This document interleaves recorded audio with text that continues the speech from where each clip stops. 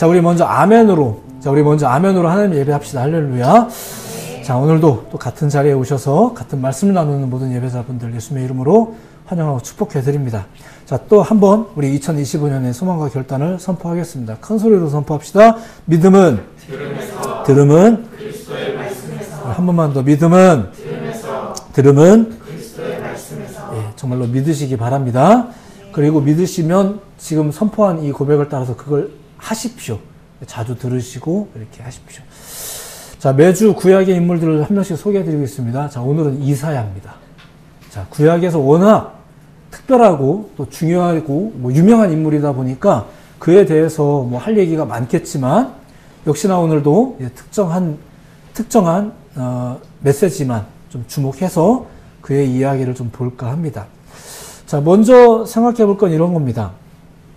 여러분들도 꼭 아셔야 될 부분 중에 하나인데, 많은 영성가들이 공통적으로 하는 말 중에 하나가 이런 게 있어요. 그리스도인이라면 누구나 하나님의 보편적인 소명을 부여받는다, 이런 얘기예요. 예전에는 특별한 사람들만 목사가 되고 이런 식으로 특별한 사람들만 소명을 받는다라고 생각했던 적이 있었어요. 근데 그렇지 않더라 이거죠. 조금은 특별한 충격으로 조금 더 특별한 소명을 받는 사람들이 물론 있어 보이긴 합니다. 근데 어쨌거나 이렇게 소명을 받는다고 해요. 소명이라는 건 요즘에 우리가 좀 우스갯말로 표현하는 것 중에 이런 말이 있죠. 발작 버튼. 일종의 발작 버튼이에요. 누군가를 결국 꿈틀거리게 만드는 어떤 충격인 거죠. 그게 말이 됐든 사건이 됐든, 그리고 정말 이렇게 삐리리하게 들려오는 어떤 음성이 됐든 이런 게 있단 말이에요. 때로는 무언가를 하게 하고, 때로는 멈춰서게 만들고, 때로는 돌아서게 만드는 어떤 충격, 어떤 말, 심지어 어떤 주일의 설교, 어떤 때는 도무지 들리지 않았는데 또 어떤 때는 이런 게 있단 말이에요. 솔직히 말해서 그냥 얌전히 말하면 듣지 않는 경우가 많잖아요.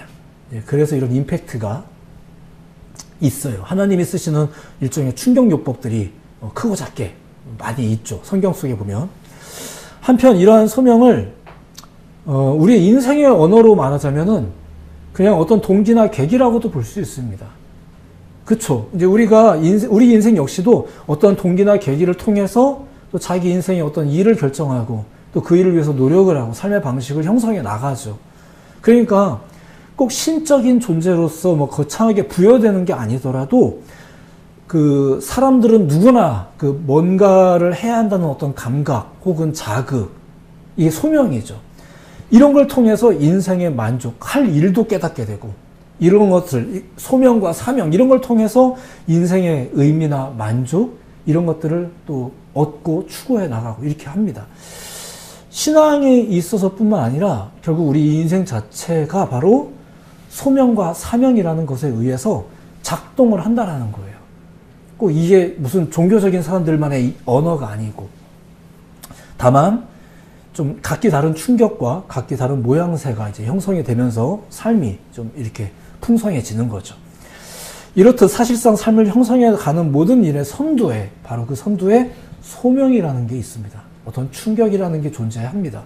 그리고 있어야 됩니다. 신앙으로만 보자면 모태신앙이라는 게 있어요. 태어나면서부터 부모님 때문에 교회를 다니고 있다, 이런 거죠. 이렇게 자연스럽게 신앙을 가지는 경우도 있어 보이긴 하는데, 근데 이런 모태신앙인들도 역시 인격적인 소명, 인격적인 충격, 인격적인 어떤 사건을 통해서 하나님을 인격적으로 만나는 일들이 필요하고 또 있어야만 하고 또 실제로 있거든요. 언제까지 이게 끌려다니듯 내가 죽을 때 80 먹어서까지 난 교회를 계속 그냥 그 모양 그대로 다녔다, 이렇게 말할 수 있는 신앙이 없단 말이에요. 어떤 면에서는 그래서도 안 되고요. 반드시 그렇게 왜 예배해야 되는지, 인격적으로 깨닫는 단계, 왜 하나님이어야 되는지, 이런 것들을 또 지적으로도 어떻게든 더 깊이 아는 단계, 혹은 이를 위한 어떤 계기, 어떤 내외적인 충격, 이런 것들이 심지어 필요하고요. 또한 하나님도 그런 일들을 우리에게 부여하신다는 얘기예요. 우리가 의도적으로 지연하거나 거부하지만 않는다면 그러한 때는 우리에게 늘 있습니다. 왜냐하면 하나님은 늘 우리를 부르시기 때문에 그렇습니다. 참고 참다가 어떤 때가 되면 한다. 그래서 하나님도 막 참고 있고 이런 게 아니란 얘기예요. 사실은 우리에게 늘 말씀해 주고 계시는데, 그러니까 우리도 때가 있다 이런 말들 가끔 교인들도 쓴단 말이에요. 성도들도 이런 말을 비겁하게 쓰시면 안 돼요. 때가 있다 이런 말을 뭐 하나님이 그때까지 내버려 둔다 이런 식으로 생각하시는 거는 굉장히 큰 착각이고, 경우에 따라서는 여러분들이 잘못 알고 있는 거고 비겁한 거예요. 보세요. 오늘도 제가 설교 또 하잖아요. 이렇게. 자, 한 사람의 인생을 참다운 인생답게, 그리고 그리스도인을 참다운 그리스도인답게 작동시키는 많은 원리들이 있는데, 그 중에 소위 첫 번째 원리가 바로 이 소명이라는 것이 있습니다. 자, 두 번째 또 볼 것은 잠깐 언급했지만 이어지는 사명, 어떤 종류의 일입니다. 일. 사명이라는 게 있어요. 다시 말씀드리지만 성경에는 좀 특별한 발작 버튼으로 부름받은 사람들 이야기가 많이 나오거든요. 아마 그 중에 꽤 유명한 사람이 있다면 단연 뭐 사도 바울이 아닐까 싶습니다. 뭐 그 사람 이야기를 얼마 전에도 설교를 했었지만 굉장히 이상한 사건으로 그 사람이 이제 완전히 삶의 방향이 바뀌었잖아요. 이상한 발작 버튼을 경험했죠. 그리고 나서 새로운 일을 감당을 했어요. 이제 그게 그의 사명입니다. 자, 그런데 그가 이 사명을 감당함에 있어서 자기가 하고 있는 그 사명에 대해서 바울이 뭐라고 말을 한 게 있거든요. 그가 감옥에 갇혀있을 때 빌립보 성도들을 향해서 쓴 편지가 있는데 그 내용 중에 이런 내용이 있습니다. 한번 들어보시면 좋을 것 같아요. 당시 바울은 언제 죽을지 모르는 미결수였었습니다. 감옥에 갇혀서. 그런 상황에서도 그가 빌립보 교회를 향해서 뭐 기쁨을 선포하는 이런 내용이 있어요. 근데 그 내용 중에 그가 한 말 한번 들어보십시오. 내가 이미 얻었다 함도 아니요 온전히 이루었다 함도 아니라 오직 내가 그리스도 예수께 잡힌 바 된 그것을 잡으려고 달려가노라. 형제들아, 나는 아직 내가 잡은 줄로 여기지 아니하고 오직 한 일, 즉 뒤에 있는 것은 잊어버리고 앞에 있는 것을 잡으려고 표대를 향하여 그리스도 예수 안에서 하나님이 우리에게 부르신 부름의 상을 향하여 달려가노라. 표대를 향하여 달려가노라. 이렇게 우리도 노래도 하고 이러잖아요. 그러니까 지금 이 사람이 말하고 있는 거는 지금 자기 자신이 부름의 상을 위하여 달려가고 있다라고 말하고 있는 거예요. 감옥에 갇혀 있지만, 상황은 그렇지만 난 여전히도 그 사명으로 인해서 그 사명이 나를 그렇게 이끌고 있다. 자신은 지금 사명을 감당하고 있는 중이다. 이렇게 말하고 있는 거예요. 그런데 그렇게 사명을 감당하고 있기 때문에 그 사명 중에 있기에 지금 내 현실은 절망스러워 보이지만 오히려 내가 너희에게 기쁨을 선포할 수 있다는 거예요. 기쁨을 선포하고 있는 거예요, 지금. 이 말인 즉슨 그가 지금 그의 사명이 그의 마음과 영혼과 생각을 붙들고 있는 거예요. 낙심하고 무너지게 만드는 게 아니라 그 사명이 오히려 사람은 할 일이 있어야 된다. 우리 이런 말도 하잖아요. 정말 그런 것 같습니다. 그게 그에게 활력이 되고 있는 거예요. 잘 생각해 보면 그 일이라는 것은 때로 우리들에게 힘겨움이 되는 것도 사실이지만, 근데 그 일이 그 사람을 또 버티게 하거든요. 그 사람에게 활력이 돼요. 그게 사명이 주는 유익 같은 겁니다. 정리하자면 이런 거예요. 여기까지만 잠깐 정리하자면 모든 사람은, 그리고 모든 그리스도인은 소명에 따라 사명이라는 걸 감당합니다. 어떤 자극에 따라 일을 하게 되죠. 내 뭐 개인적인 자극이 됐든 외적인 자극이 됐든, 야 이거 하면 성공한다더래, 뭐 이런 얘기도 있을 수 있고, 여러 가지 자극에 의해서 삶의 노력을 해나가기 시작하죠. 이렇게 인생을 작동하는 중요한 원리가 바로 소명과 사명이다, 이런 겁니다. 그리고 단연 그 시작은 일단 소명입니다. 자, 오늘은 그 소명에 관해서 참 잘 보여주는 한 인물, 그게 바로 이사야라는 선지자입니다. 어쩌면 많은 분들이 알고 있겠지만 그 이야기를 조금만 디테일하게 좀 소개해 드릴까 해요. 오늘 본문이 바로 이사야가 선지자로 부름받는 장면입니다. 자, 그 이야기를 잠깐 봅니다. 근데 우리가 그의 이야기 속에서 잠시 후에 뭐 설명하겠지만, 우선 이 소명 이야기가 어떤 상황에서 일어났는지도 사실은 중요합니다. 그것도 잠깐만 좀 소개해 드릴게요. 오늘 본문이 이사야 6장의 내용이잖아요. 이 6장 1절에 보면 이렇게 시작이 됩니다. 우시야 왕이 죽던 해에 내가 본즉 주께서 높이 들린 보좌에 앉으셨는데 그의 옷자락은 성전에 가득하였고, 뭐 이렇게 이야기가 이제 시작이 돼요. 근데 그 처음에 정확한 시작은 이겁니다. 우시야 왕이 죽던 해에, 요 표현이 이제 이사야가 이때부터 선지자로 부름받았다, 요 얘기를 하는 것도 있겠지만, 사실 그 이면에 어떤 그 사람의 개인 사를 좀 돌아보니까 좀 재밌는 이야기가 있더라고요. 그게 뭐냐면은 우시아라는 사람, 이 우시아 왕이 이사야에게 있어서 굉장히 특별한 관계의 사람이었더라고요. 유대인의 전승에 따르면 우시아 왕은 이사야의 사촌 형이었다고 합니다. 그만큼 두 사람은 가까웠고 나름대로 좀 특별한 존재였죠. 근데 더 나아가서 이 우시아라는 사람이 처음에는 아주 그 신앙적으로나 여러 가지 면에서 굉장히 훌륭한 왕이었대요. 하나님의 뜻대로 나라를 통치하였고 그러면서 나라도 많이 부강했고 이렇게.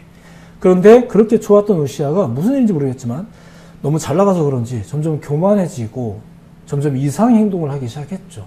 대표적인 것은 제사장만이 할 수 있는 분향을 이제 본인이 막 해버린 거예요. 그러면서 점차 그의 신앙과 삶이 심각하게 이제 흐트러지게 돼요. 뭐 더 깊은 이야기가 많이 성경에 기록되어 있지 않지만 결과적으로는 하나님이 그를 치게 됩니다. 소위 이제 심판하셨다, 뭐 벌 주셨다 이제 그런 내용이죠. 그에게 나병이 발병한 거예요. 보통의 사람들이라면 나병이 발병했을 때 성 바깥으로 쫓겨납니다. 사람들과의 관계가 단절되어지고 이렇게 되는데 왕이잖아요, 왕. 그러니까 성 바깥으로 쫓아낼 수는 없어서 별궁에 가둬요. 뭐 가뒀다는 표현이 좀 그렇긴 한데 이제 별궁에 혼자 있는 겁니다.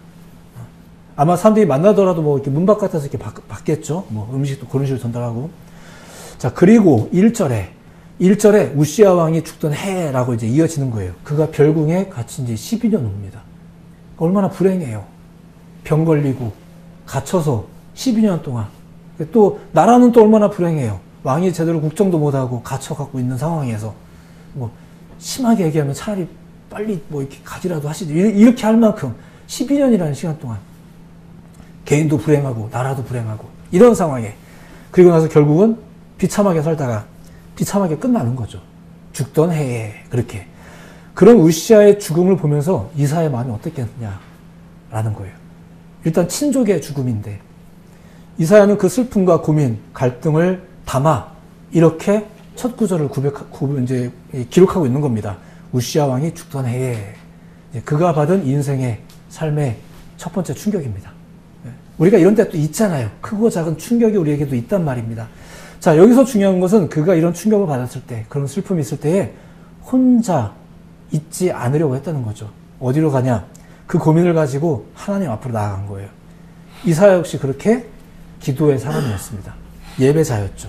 그렇게 하나님을 나아가는 사람이었던 그가 1절 뒷부분의 내용을 이제 봅시다. 자, 이제 다시 한번 들려드릴게요. 그렇게 우시아 왕이 죽던 해에 내가 본즉 주께서 높이 들린 보좌에 앉으셨는데 그의 옷자락은 성전에 가득하였고 이건 일단 그가 뭐 꼭 성전에 들어갔다는 말은 아닙니다. 그가 고민하고 아파하고 무엇보다 기도하는 자리에서 하나님의 임재를 경험을 하는 거죠. 즉 그가 하나님 앞에 나아가는 사람이었다는 얘기예요. 코람데오 여호와 앞에. 이게 꼭 성전 안에 가서라는 말이 아닙니다. 그분 앞에, 하나님 앞에. 그분 앞에서 내가 보는 거예요. 이런 장면을 내가 본적이라는 말 이후에 이제 거룩하고 충격적인 장면들을 그가 막 봐요. 그게 이제 이사야 6장 1절부터 4절까지의 내용입니다. 뭐 되게 신기한 거 얘기 막 나와요. 그런 걸 막 봐요. 이런 장면을 보면서 이사야는 이제 또 다른 충격에 빠지게 되는 거죠. 하나님의 임재의 현상을 본다는 것. 구약에서, 구약시대는 하나님의 임재를 본다, 하나님을 본다라는 게 굉장히 무서운 일이었었어요. 왜냐면 죽는다라는 막 그런 전설 같은 이야기가 있었거든요. 그러니까 이사야도 역시 두려웠다고 합니다. 무엇보다 하나님 앞에 서면 자신의 실상이 드러나기 때문에 두렵습니다. 오늘 본문 5절인데 그 내용을 보면 그렇습니다. 들어보십시오. 하나님의 임재 현상을 보고 난 후 충격받은 이사야가 했던 고백입니다. 그때 내가 말하되 화로다 나여 망하게 되었도다. 나에 대해서부터 먼저 느끼는 거죠. 내가 지금 망하게 생겼다고 느끼는 거예요. 나의 입술이 부정한 사람이요. 나는 입술이 부정하는 백성 중에 거주하면서 만군의 여호와이신 왕을 베버렸구나. 이런 얘기를 해버려요. 뭐 깊은 설명은 넘어가겠지만 이게 이제 그냥 이사야의 비통함을 말하는 게 아닙니다. 사실 그는 그렇다고 해서 또 하나님 앞에서 떠나려고 했던 건 아니거든요.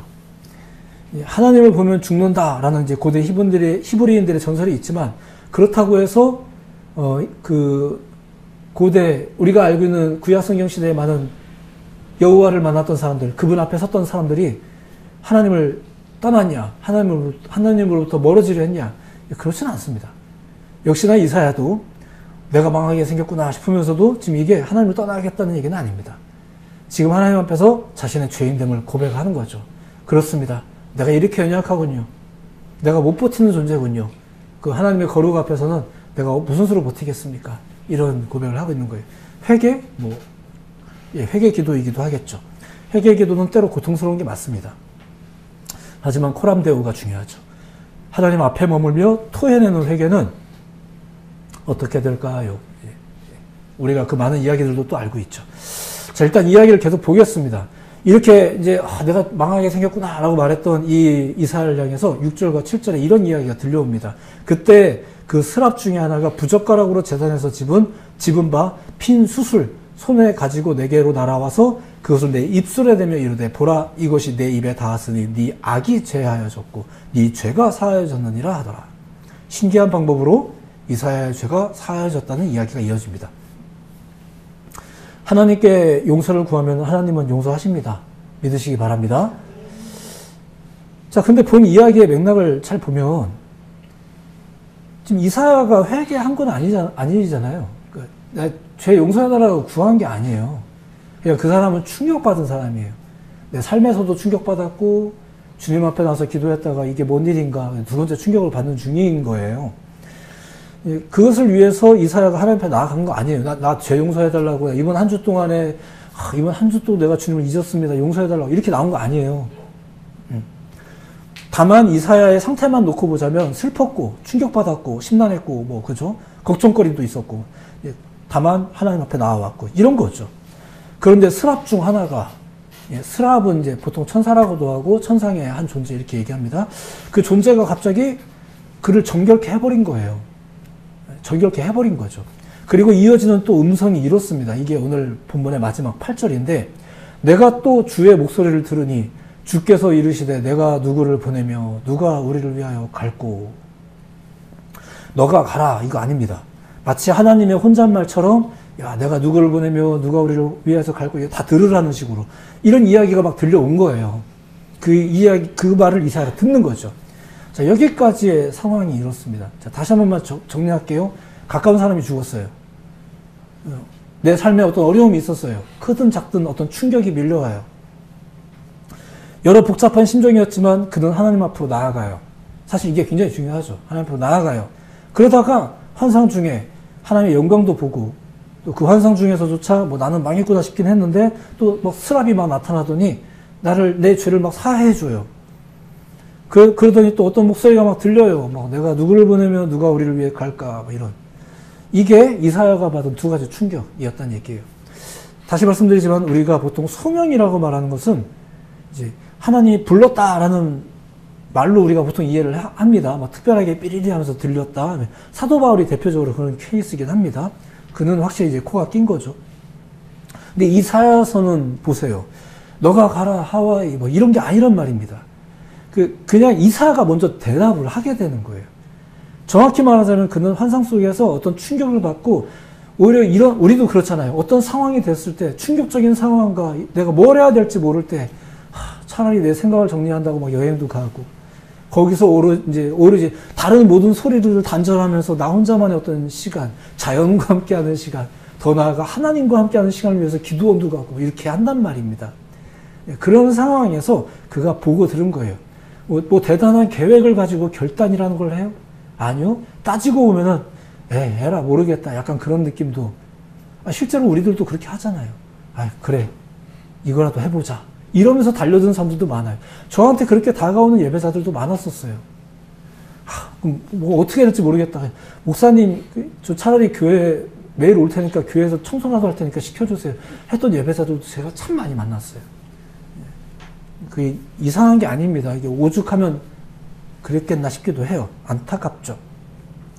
근데 그런 상황이 지금 이사야에게 임한 거예요. 그게 이제 그 상황 중에 그가 이런 충격들을 경험하는 거죠. 그리고 이제 이사야가 먼저 대답을 한 겁니다. 정확히 말하자면 환상 속의 내가 그렇게 말을 하는 거죠. 현실의 내가 말한 게 아니라 환상 속의 내가. 그때 내가 이르되 내가 여기 있나이다. 나를 보내소서 하였더니 뭐 이 사람이 환상 속에 내가 뭐 대단한 뭐 기다리고 있다가 아싸 기회가 왔구나 해갖고 지금 내가 여기 있나이다 이렇게 말한 거겠어요? 아니에요. 그리고 나서 9절부터 오늘 본문 이유지만 하나님이 이사야에게 이제 이스라엘의 영적인 현실과 또 국가적 미래에 대해서 이렇게 설명을 해 나가세요. 바로 이 이사야 6장 사건이 이사야가 이제 선지자로서 활동을 시작하는 바로 그 소명받는 사건의 이야기입니다.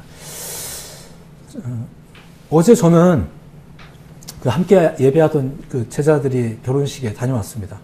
또 여러 지체들도 만났는데 간단하게나마 그 짧은 만남 속에서나마 삶의 이야기도 나누고 그 와중에 기쁨도 있었고 기쁨의 소식도 나누고 또 향후에 또 약속도 나누고 또 염려되는 소식도 듣고 이렇게 했습니다. 근데 이렇게 우리의 인생은 여러 관계 속에서 크고 작은 어떤 충격을 또 경험을 하죠. 필요하다면 거기서 결단도 하게 됩니다. 저도 그런 결단으로 월요일 예배가 시작이 된 거예요. 뭐 부탁을 했겠어요. 저는 뭐 아예 갈 작정으로 만났겠어요. 그게 아니라 만나서 대화하다가 그러면은 나는 뭐 저는 이제 길거리 사역자니까 얼마든지 제가 조정을 할 수 있으니까 그러면은 갈까? 같이 예배할래? 이러면서 시작이 된 거니까. 그 충격을 어떻게 받아들이고 어떻게 결단하느냐는 우리 모두에게 주어진 각자의 몫이겠죠. 때로는 합의가 필요할 수도 있고 내가 가겠다고 해서 니네가 싫으면 내가 가는 것도 안 되는 거니까 이러면서 서로 결단도 하게 나고 이러면서 이처럼 이사야의 소명이라는 것도 잘 보면 그렇습니다. 그저 하나님이 일방적으로 뭘 해라 라고 해서 주어진 게 소명이 아니에요. 그저 하나님 앞으로 나아갔을 때 사실은 그게 더 중요하죠. 나아갔을 때 그리고 하나님과의 관계 속에서 결혼식장에 갔을 때 그리고 기회가 돼서 만났을 때 좋은 소식으로 나쁜 소식으로 기쁨의 소식으로 또 특별한 환상으로 또 어쩔 수 없는 어떤 상황 속에서도 우리가 뭔가를 느끼는 거예요. 그리고 말하는 거죠. 내가 여기 있다. 내가 갈까? 내가 뭐 도울 게 있나? 우리도 살면서 그런 말 하잖아요. 물론 사정 다 듣고도 그냥 가만히 있는 경우도 있죠. 물론 이제 나 몰라 이렇게 귀찮기도 하고 내가 못할 것 같기도 하고 여러 가지 판단에 의해서 그냥 가만히 있는 경우도 물론 있습니다. 그러니까 우리는 그럴 자유의지가 있어요. 자기 자신을 이사야는 자기 자신을 그 하나님의 염려에 던진 거예요. 정확히 말하면 하나님 너 말이야 너 이게 아니었단 말입니다. 누가 갈까 이러면서 뭐 들으라고 한 말일 수도 모르겠습니다만 결국은 이사야가 자기가 던진 거죠. 내가 여기 있나이다. 이런. 사람과 사람 사이의 관계에서도 마찬가지라고 아까 얘기했듯이 걱정 마 내가 도와줄게. 이게 나를 던지는 거잖아요. 어떤 사람의 사정을 보면서 어떤 사람의 어려움을 보면서 내가 뭘 해줄 수 있을까 이런 고민도 해가면서 물론 또 말씀드렸듯이 어떤 소리를 들어도 어떤 상황을 봐도 그걸 뻔히 느끼면서도 그냥 모른 척하는 것도 여러분들의 자유이긴 합니다. 하나님이 주신 자유의지죠. 자 어쨌든 시켜서든 느껴서든 반응하고 참여하고 함께하는 것 이게 소명과 사명의 어떤 발달 형성입니다. 그리고 그것이 바로 우리 삶을 풍성하게 만듭니다. 소명과 사명이 여러분들의 인생도 풍성하게 하고 그리스도인을 그리스도인답게 풍성하게 합니다. 그래서 그게 중요합니다. 말씀을 정리하자면 이렇습니다. 하나님께 반응하는 기도자 이게 오늘 말씀의 제목이거든요. 이사야 선지자가 사명자로 부름받은 장면을 또 소개해드렸습니다. 정확히는 소명이 주어지는 장면이라고 하는데 이게 계속 말씀드리지만 하나님의 어떤 일방적인 명령과 우리가 보통 소명은 이런 거구나 뭐 하나님 부르심이 있었다 뭐 이렇게 거창하게 말할 때 쓰는 그거랑 되게 달라요. 당시 이사야의 상황도 소개해드렸죠. 심리적으로 굉장히 불안한 상태, 그 슬픔과 어려움과 같이 예배하면서도 교회 다니면서도 내 옆 사람이 내 깊은 속내는 잘 모른단 말이에요.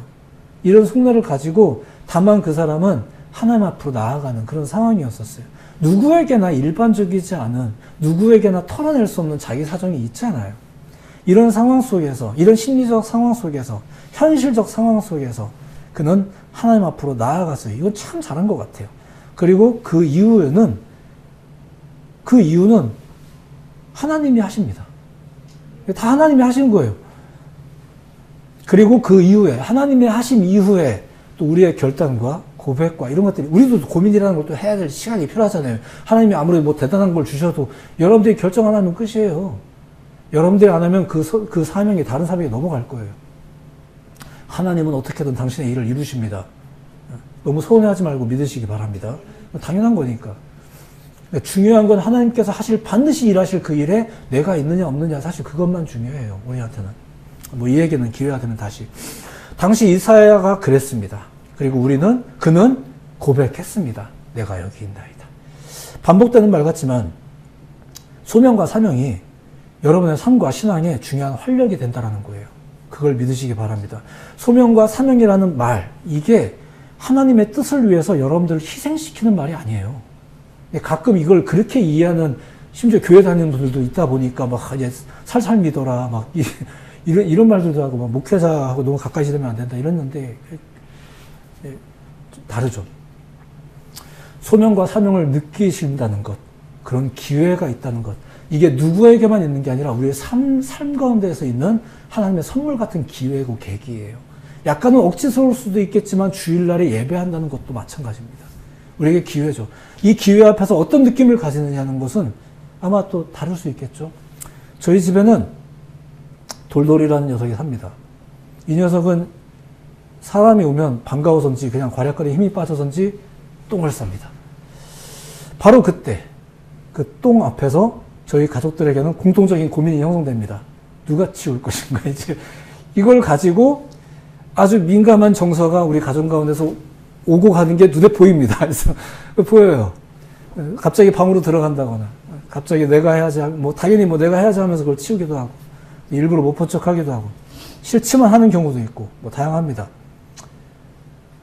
근데 사실 그 결과는 우리가 다 누려야 되거든요. 왜냐면은 이게, 저도 가끔 못 본 척 하긴 하는데, 냄새 때문에 안 치우면 어차피 이게 내가 더 피곤해서, 그래서 이제 신호사라도 치우는 경우가 있긴 합니다. 다행인 것은 이제 주로 경석이 방 앞에다 똥을 싸기 때문에 경석이가 주로 치우긴 하는데, 겨우 그 조그만 그 배설물 앞에서도 다양한 마음과 그리고 행동이 일어나더라 이거예요. 그게 삶이겠죠. 여러분들의 삶 속에도 어떤 계기가, 그리고 사실 우리의 신앙 속에서 좀 거창하게 들릴 때가 있긴 해요. 근데 소명이 있더라 이거예요. 이게 대단한 사람들만의 이야기가 아니라 우리를 향해서 매 주일마다, 매일 아침마다 나에게 다가오는 접근들이거든요. 근데 우리는 그 앞에서 어떤 결정과 어떤 고민과, 고민 자체는 하긴 하세요. 이런 것들도 있고, 여러분 자유긴 합니다. 여러분 자유긴 해요. 다 자유예요. 여러분의 자유세요. 하지만 우리가 그 앞에서 어떤 결정을 내릴지는 근데 기왕이면 우리 가운데 좀 선한 복된 결정들이 늘 있더라, 이런 선도들이, 신앙의 권면들이 있는 거죠. 그래서 우리가 아무리 안 들어도 하나님의 말씀은 계속되는 거예요. 절대로 하나님의 말씀은 사라지지 않습니다. 아무리 시대가 악해져도 죽었다 깨어나도 전도자들은 세워지게 돼 있어요. 교회가 문을 닫아봐요. 전도자들이 안 생기나. 죽었다 깨어나도 생겨납니다. 그러니까 우리가 들으려고만 한다면, 혹은 아주 강제적으로라도 듣는 자들은 꼭 있게 마련입니다. 그게 바로 소명과 사명이 발생하는 현상들이에요. 여러분들 삶 가운데 그런 소명의 기회가 많이 있기를 바랍니다. 여러분의 새로운 한 주도 그렇게 소명과 사명에 의해서 많이 꿈틀거리는 여러분들의 한 주가 되셨으면 좋겠습니다. 절대 나쁜 거 아닙니다. 여러분들의 삶을 더욱더 활력 있게 만들고 풍성하게 만드는 하나님의 선물 같은 겁니다. 소명과 사명을 많이 느끼시고 행하시고 살아가는 여러분들의 삶이 되시기를 다시 한번 예수님의 이름으로 축복해 드립니다. 기도하겠습니다.